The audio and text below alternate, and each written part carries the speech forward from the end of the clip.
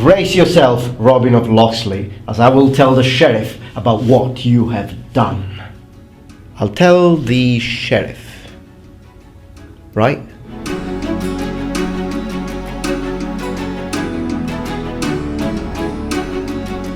Hello everyone, welcome back to my channel. This is the Metatron speaking, and today we're going to talk about the sheriff in Norman England. It's definitely a kind of character, a representative of the law that you have clearly heard about. I mean, if you have watched or read anything about Robin Hood, of course we know who the sheriff was. But do we really? Well, on this video we are going to understand and find out who a sheriff was in Norman England, and also compare it to how sheriffs were before the Normans came to power.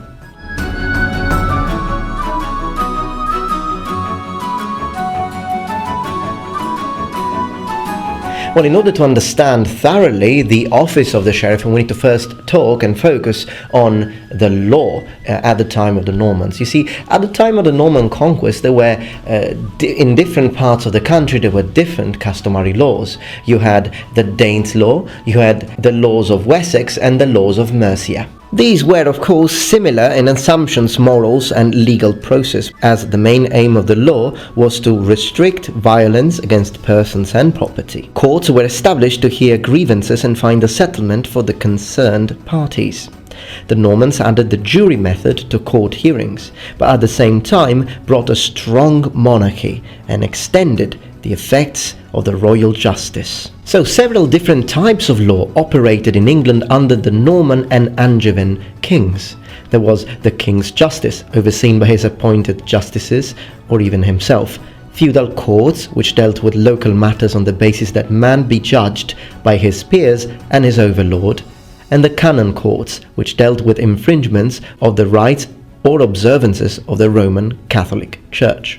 Now, of course, it all depended on the acting of the law. The way the law acted depended on the circumstances of the plaintiff. A rich plaintiff might expect to have to pay 10 or 100 marks to satisfy a plea, obtain a warrant, or whatever was necessary. However, poorer respondents could expect a harsher form of justice. Lawsuits were, in a way, an organized form of bribery and compensation, and the smarter and more powerful justiciars made sure that whatever the payoff, they took their share. So we could say that whether it be the king or whether it be the office of justice, it was a lucrative activity for which the king collected a substantial income. The right of sake allowed one to hold a court. The right of soke allowed one to collect the profits from it.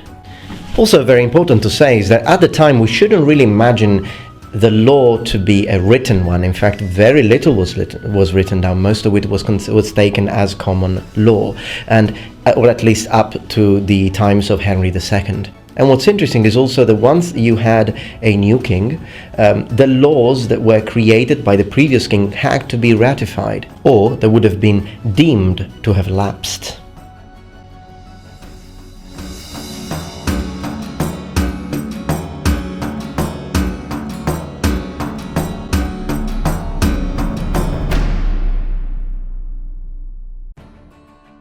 Certain crimes were pleas of the crown, including treason, contempt of the king's writs or orders, injuring or slaying the king's servants, counterfeiting, arson, treasure trove, wrecking, offences against the forest laws, unjust judgments in lower courts, neglecting military service, harbouring fugitives, ambushing, and others. Such crimes were tried by royal justices, or when necessary by the king himself. Since many kings were often absent, they appointed a chief justiciar for this purpose. Henry I had Roger, Bishop of Salisbury, and Stephen had his brother Henry, Bishop of Winchester. Canon courts were instead headed by the synods and judged matters of ecclesiastics and their vassals. The penalties open for courts to inflict on guilty parties included 4 different types: outlawry and blood feud, where the wronged parties were free to take vengeance; punishment by fine or mutilation, or simply to allow the malefactor to make amends. Reparation, the latter of these four, was preferred in many cases. So who were these sheriffs? Well, the sheriff were the local representatives of the Norman autocracy in the English shires.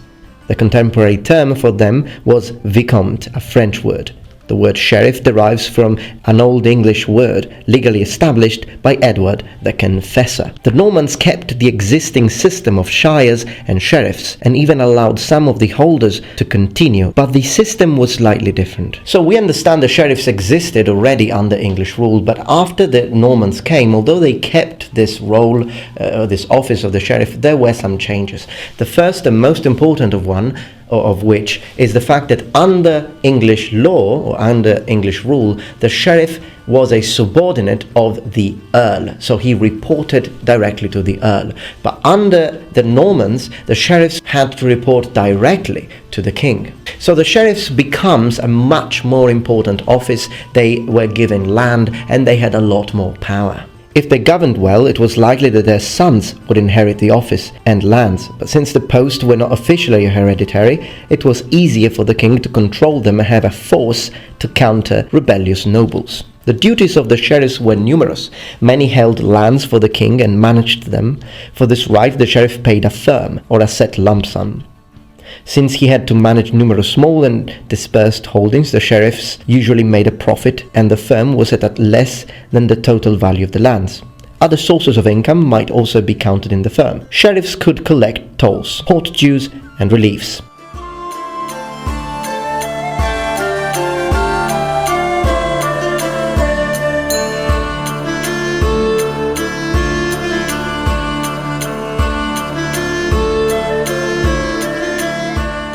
Henry I, for example, instituted the Court of the Exchequer to make sure that firms were correctly paid. Also, if you were a sheriff, didn't mean you couldn't have other offices. In fact, many sheriffs combined their office with others. This included, for example, being constable of a castle. Often royal castles had such constables appointed for them, and justice. They took income from boroughs in respect of their privileges. They also had personal agents to assist them, such as deputy sheriffs, under-sheriffs and 100 reeves. A reeve was appointed for each 100 and was recompensed for the collection of the 100 pennies, the tax due from the area to the king. Now, of course, when you imagine and you consider the story of Robin Hood, we have this image of the sheriff taking advantage of his power and doing bad things, making people pay more than they had to. And there is some historical truth to this. There is some historical basis. In fact, many sheriffs during both the Angevin kings and the Norman rule were accused of bad stewardship, of basically transpassing the king's law. So the violent imposition of taxes that we often see in any representation of Robin Hood is based on history. In Norman times, castles were defined as buildings which were licensed by the crown to be castles. They ranged from fortified manor houses to huge estates comprising a moat surrounded by a keep and several walled baileys.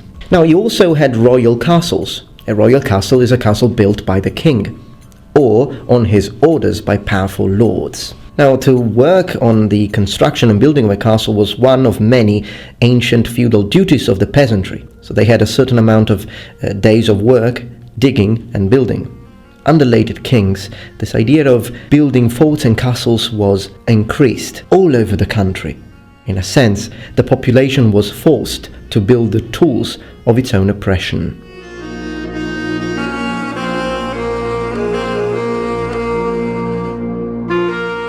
Now, normally a castle would have a resident lord.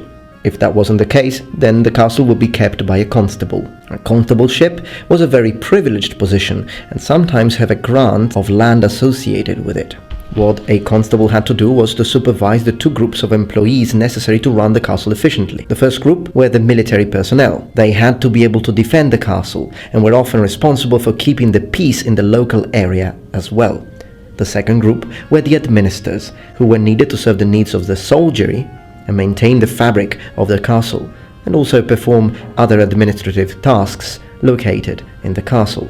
So what was this military personnel? Well, it comprised a few knights. They were expected to be fully armed and ready to command a force of sergeants and men-at-arms. Also attached to the soldiery were the servantes, lightly armed troops who nominally served as messengers as well. Now, interestingly enough, these men were hired in two possible ways. Either they owed feudal service, or they were hired at a set rate per day, the so-called per diem. For knights, to give you an example, it was 8 pennies per day. There were porters on the gates and watchmen on the walls, paid at a rate of 1 penny per day.